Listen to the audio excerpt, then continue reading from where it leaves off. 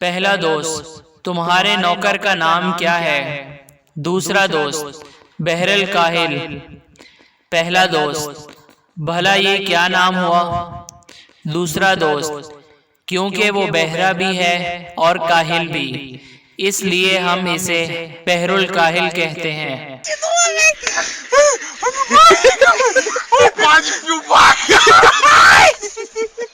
एक दोस्त दूसरे से, मुझे कोई ऐसा मशवरा दो कि मैं अमीर भी हो जाऊं और मेरी जबान पर अल्लाह का नाम भी रहे।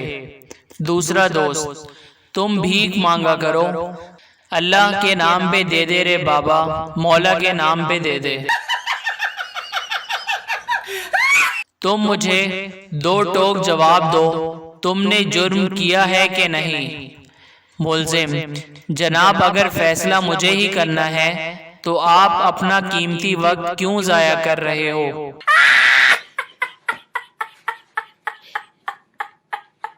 बाप बेटे से, क्या तुम्हारा सालाना इम्तिहान खत्म हो गया है? बेटा, रिजल्ट भी निकल आया। बाप, मुझे बताया क्यों नहीं? बेटा, इसलिए कि किसी नई किताब की जरूरत नहीं पड़ेगी। Please subscribe our channel.